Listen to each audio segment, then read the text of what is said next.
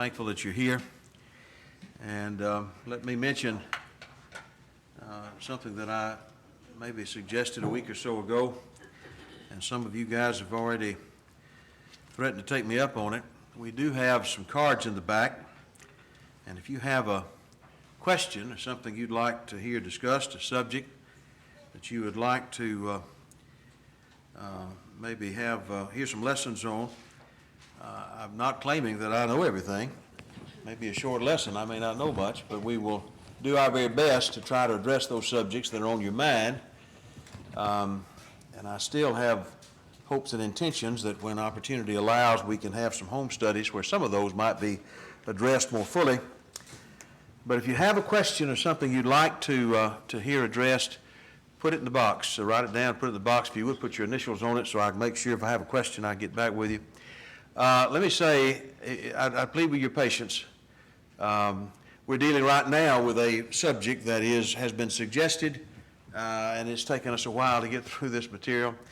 So, and I promise that everything you suggest won't take this long, but if you would be kind enough to just be patient with me, we'll do our best to try and get to that. I say that out of some guilt because I checked the box after I offered this, and there was a little piece of paper that somebody had written on and stuck in there that had gotten back up there where I couldn't see it. And I don't know how long ago these folks asked for this sermon, and I'm thinking if they're still here, they're saying, wow, that guy's a liar.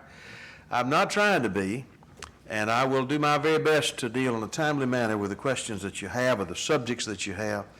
So please feel free to make use of that, and we'll do our best to try to be of use, and then you can question me, and all I ever can ask is just to consider what I say. We've been talking about leaders in the local church, shepherds, bishops, elders, presbyteros. We said in the beginning that this word suggests the idea in its essence of someone older, but that's a relative term. And it certainly says more than just somebody who's old. I don't think you necessarily have to be old as we classify it. I don't know what old is anymore. You got folks that are 96 years old that say they're in middle age. I don't know what, they've been reading the Old Testament. But anyway, you know, when it comes to older age, I think it has to do a lot with the maturity of the individual, their ability to handle the job. And elder, as we tried to say in previous lessons, always seems to connote the idea of leadership. Somebody who is shown deference, even if it's not officially. Even when I'm talking about an elder of a local church, these are people who still are special in some way. And we looked at some of the qualities that we find in 1 Timothy and Titus, and we're trying to go through those passages. And in doing that, you certainly recognize, as we tried to group them together in terms of topics or headings, that those who would be elders must be people of reputation. We talked about some of the words that relate to that. They also have to be people of character. And you know, the words like purity come to mind, holiness. And those are powerful words, and we tried to say something about their meaning. When we left off last time, we were talking about those qualities that relate back to self-control. For example, we looked, I think last time we addressed this subject, at the word temperate in the Old King James, or ingrates, which literally means in strength. Here's somebody who possesses a strength, an inner strength, to be able to control themselves, to restrain themselves. It's that maturity of character that can say no to some desire or some temptation. As Brother Philip said, nothing is further from the plain teaching of God's Word than the idea that a man can be an elder while not being able to control himself. This is one quality that cannot be hidden. You can easily tell whether a man is temperate or not by his speech, his action, his attitude toward matters pertaining to the church. An elder must be temperate. And so this is an important thing. And again, you know, sometimes it's almost as if we highlight those qualities related to family, and they are important. But we might almost act like, well, this is just run-of-the-mill stuff. The Holy Spirit spent a lot of time on these kinds of qualities, especially in relation to self-control. And as I've said before, I don't know any trait lacking that has done more damage than this? Do you? If you've lived a while, if you've seen congregations that have been torn with strife in so many, not every case, elders aren't always wrong, but if they are wrong, likely it's going to be because of the kind of behavior that it would be against self-control. Encrates. Also, we find this nephalios, which is related to the word for sobriety or sober. And the picture is whether he's involved in alcohol or not, that's a separate problem. Here's a man who's just not carried away by anything. He's not carried away by the moment. He's not carried away with himself. He's not carried away with anger. I think that's just a good way to describe it. He's a man who is circumspect. He's sober. Certainly it pictures for us the idea of someone who has that foresight to be able to look ahead and see, if I do this, this will be the result. So he's not caught up in the moment, but rather he is a man who is able to consider consequences and realize he's going to have to give an account. His position is even beyond that of a regular, the Christian who's accountable, but here's someone who's accountable for the people of God. We also looked at this word sober, sophron, as it's used in both Timothy and Titus. And in fact, it's only used here and two other places in Titus. If you turn over to Titus chapter 2, this word sophron is used in reference to older men. Look in 2 and verse 2, aged men be sober, grave, temperate. There's the word, sophron.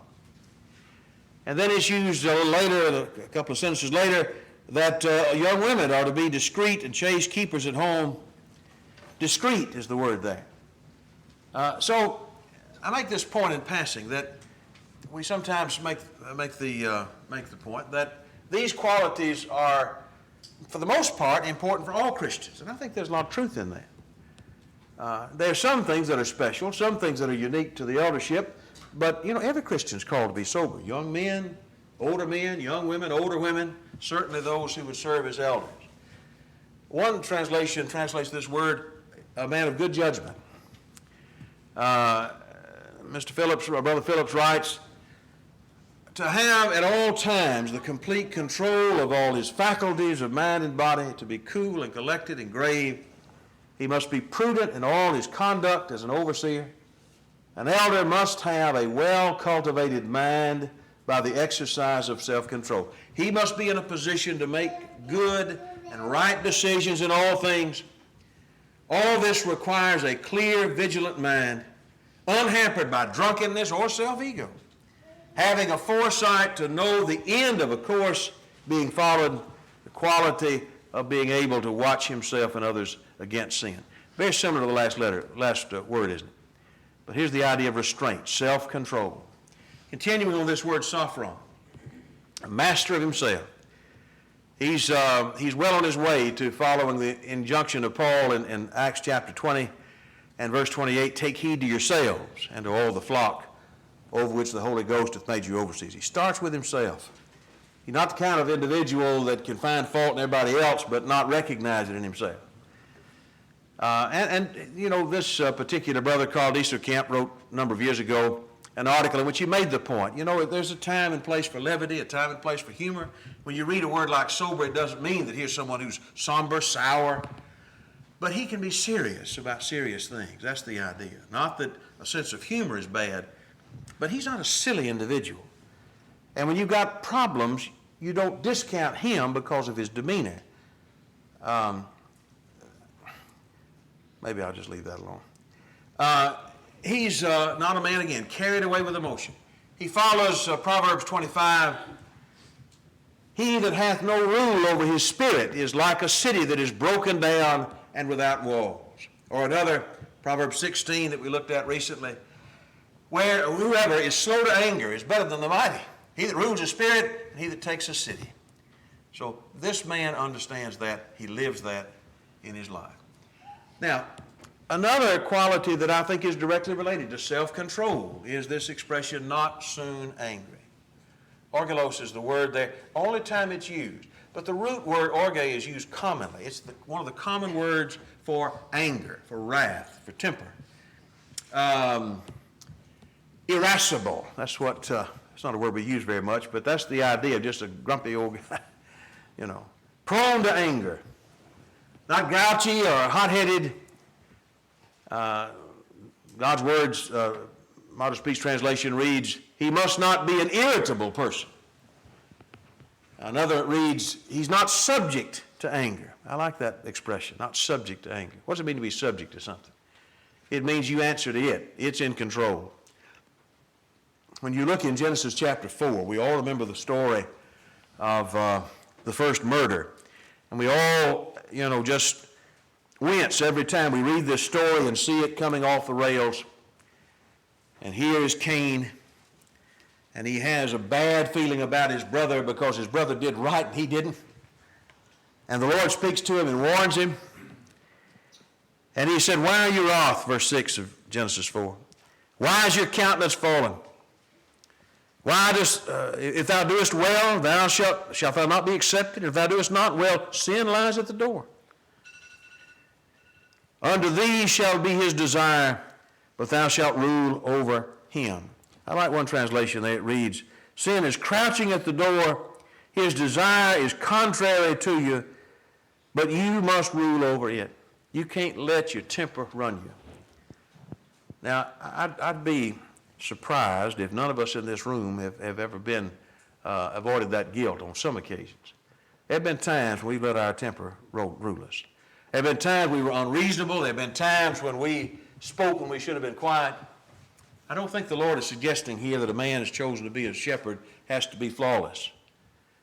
But I do believe that's not his characteristic behavior. As Ephesians reminds us, he is not one who allows the devil to get advantage of him. He can be angry and yet not cross the line of sin. He doesn't let that anger rest in himself. In Ecclesiastes chapter 7, again, the wise man there in verse 9 reminds us, be not hasty in thy spirit to be angry, for anger resteth in the bosom of fools. There's a lot said about that in the scriptures. Not quickly moved to anger, one translation says. The Proverbs have a lot to say about quick temper. It's all bad, by the way. Never read about a wise man with a quick temper, ever. A quick-tempered man acts foolishly. He who is slow to anger has great understanding, but he who is quick-tempered exalts folly.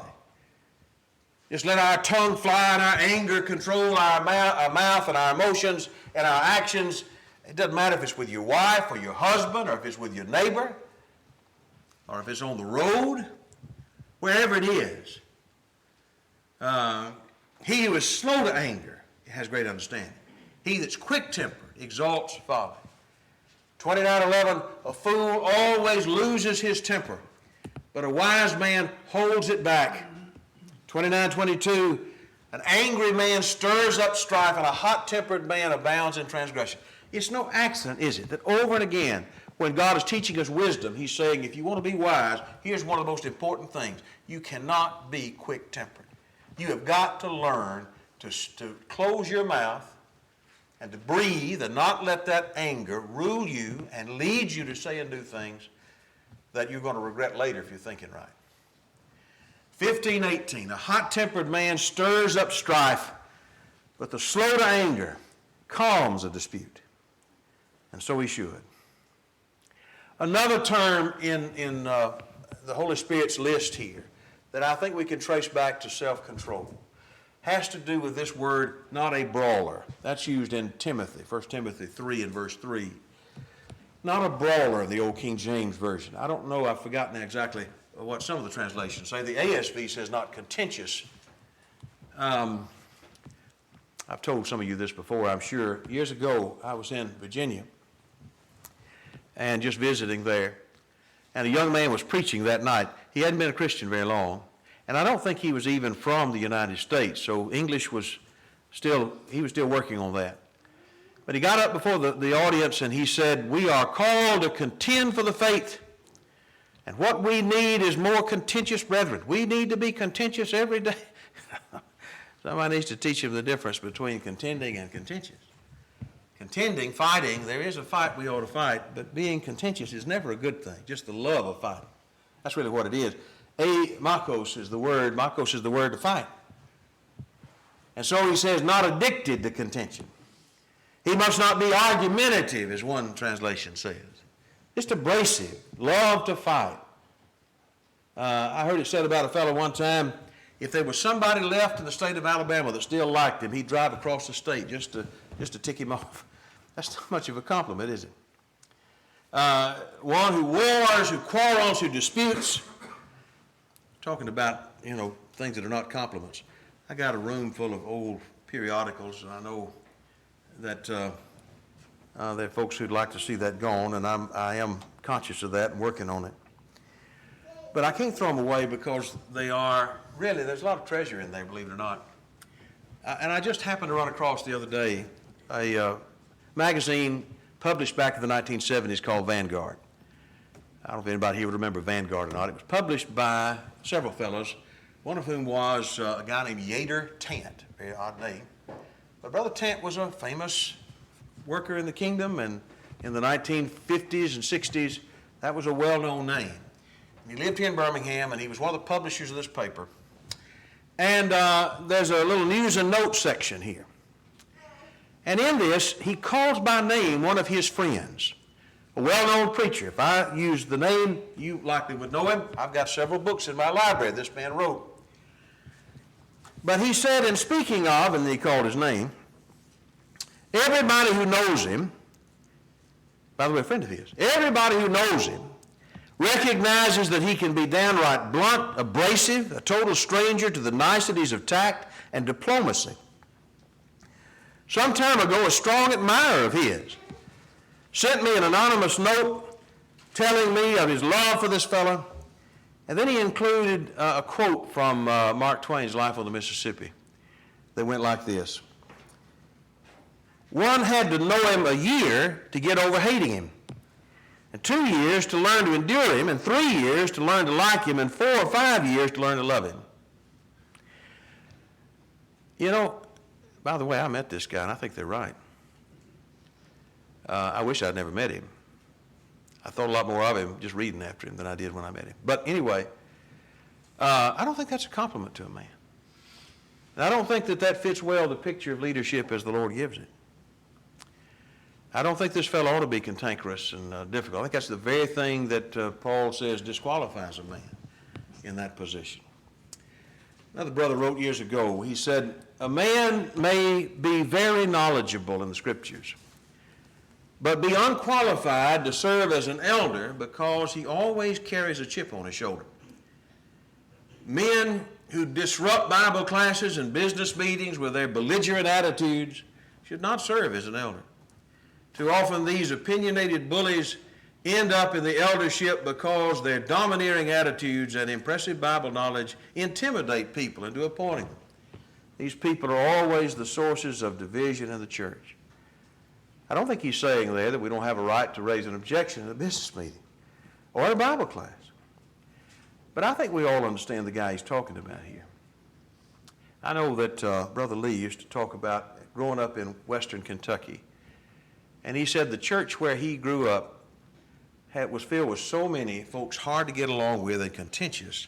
He said you just about couldn't find anybody to teach the Bible class. It was just such an ugly, opinionated, and divisive spirit. And he said one of the greatest things that ever happened was they had a question about whether or not they were going to use a workbook or not. And some were for it, some were against it, and somebody noticed that all the quibblers and all the angry folks were on one side and the others on the other, and so they decided, look, we got another room up here, why don't we just use that? They got away from all the quibblers and all of the bad attitudes, and Brother Lee said, even as a boy, his dad was so glad that they could start learning the Bible instead of just having a fight every time they got together. Well, again, that's no compliment to a man. Now, there's a time to stand for principle, but there's never a time to be contentious. And I think we understand that. Diotrephes comes to mind. We all remember 3 John, the little letter that John wrote. If we pick up the context in verse 5, he writes to the church, "Beloved, it is a faithful thing you do in all your efforts for these brothers, strangers as they are, who testify to your love before the church. You will do well to send them on their journey in a manner worthy of God, for they have gone out for the sake of his name, accepting nothing from the Gentiles. Therefore, we ought to support people like these, that we may be fellow workers for the truth." And then he continues, "I have written something to the church, but Diotrephes, who likes to put himself first, does not acknowledge our authority." I don't know all of what was going on here, but I tell you, if I'm on one side of an issue and the Apostle John's on the other, I don't like my spot, and you don't either. So he says, "If I come, I will bring up what he is doing, talking wicked nonsense against us, and not content with that, he refuses to welcome the brothers and also stops those who want to and puts them out of the church." Some have speculated that maybe Diotrephes might have served in a position of an elder. If so, he was certainly overreaching. How else could he put people out of the church? But if he was way out of line in this case, talking nonsense, wicked nonsense. Again, I don't think that every time there's a dispute, it's always the elder's fault. I certainly don't believe that, and you don't believe that. But I heard just recently about a fellow, the elders had made the decision to make a change. The preacher was let go. He didn't hang around. He moved out of state somewhere. But the trouble, the damage was done. There were a lot of people who lost confidence in the shepherds, and they were upset by that. And I found out, when people would ask the elders, I'm talking about members there that had a right to know, what's going on here? Why have you done this? You know what they would say? They would say, "Well, we don't get into it. We don't embarrass this brother." More likely, they didn't want to embarrass themselves. As far as I can tell, that's where the problem was. That's that wicked nonsense, slander, kind of things going on. It doesn't happen all the time. Sometimes it's the preacher that is the problem. Sometimes it's another member. You understand that, I do too. But this is the kind of thing that can happen if you have men who are given to ego and not self-control. It's a dangerous, deadly thing. And then he says, if being a brawler is not bad enough, he said, not a striker. This seems to take it a step further. The root word here is a word which would bring up the picture if you took maybe a pie plate, something like that, and you put it on a table and just took a mallet and flattened it out. That's the idea of this word. Here's somebody who will pound to flatness. This is not the kind of man we're looking for to serve as a shepherd. A man who is violent even. Not quickly moved to blows, not violent, the ESV reads. Not ready to strike a person who may displease him. No persecutor of those who may differ from him. Some people are moved to violence, to fist. Unless we think that that's somehow maybe too basic to be the meaning. Sometimes we read these qualifications and we say, well, that can't be the meaning, that's just so basic. Well, is it pretty basic not to flatten somebody because they disagree with you as an elder? That's pretty basic, isn't it? But that was even religious people. We think about Paul in Acts 23. He was before the Jewish council, and they didn't like what he said, so they commanded, the high priest did, that he be slapped in the face. Well, such is the nature of those who have a carnal view of the warfare. And if we had time, we could go back through history, and we could look at examples of violent persecutions, even in the Middle Ages. I used an example this morning. I think we got to that, did we? In our Bible class with the young people. And I started to make this point. If I didn't, I'll make it now. I can remember as a young Christian that the books that were recommended to me included books like The Pilgrim's Progress and a little book called Fox's Book of Martyrs. A guy named John Fox took the time, they call him a martyrologist. He took the time to go back and find the stories going back to the first century, to the legends and the stories of how these people died, maybe from the ante-Nicene fathers or some early histories, all the way through his time, through the Catholic persecutions and so on. It's an important read. It's unpleasant. It's a bit repetitious, but it's powerful. And that'd be a good reminder to me that there have been a lot of people who have faced a lot of troubles, who've been slapped in the face, who've been beaten, who've been murdered for the cause.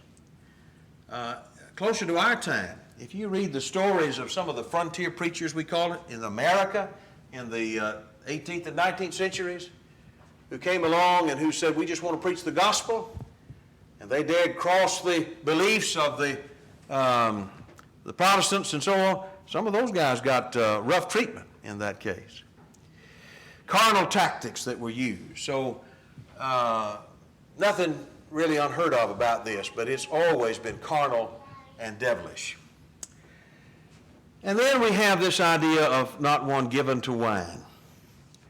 The word here literally means to stay near the wine. Tippling, given to wine. Brother Phillips writes, describing this, not being subject to intoxicating liquors, abstaining from fermented juice of the grape or berries of other fruits. He said not to participate in strong drink so that one becomes a drunken brawler. Not to allow anything to unbalance the mind and the body. Sober, even literally sober, staying away from intoxicants like drink and so on. Only here, and he says in Titus 1, the verb is to behave ill at wine, to be quarrelsome over wine. It's used a few times in the classic Greek, and it's used once or twice in the Septuagint, but it carries with that idea. Somebody gets drunk and then gets disorderly, drunk and disorderly. We've heard that charge. Well, that's the picture, the image here. This fella is 1,000,000 miles away from what we need leading the local church. To qualify as a pastor, a man must not be a drinker, one who habitually takes a strong drink, or one who behaves like a drinker, quarrelsome and brawling. The fact that some urge that this qualification leaves the door open for an elder to drink some, or for other Christians to drink, simply illustrates the futile desperation of social drinkers to find scriptural sanction for their sinful practice. I believe that's right.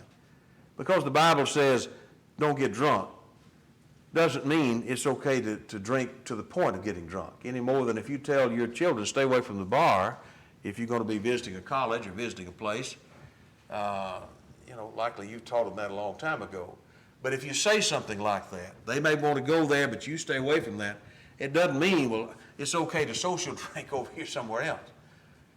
Condemning the extreme doesn't mean that you approve of that which is less than the extreme.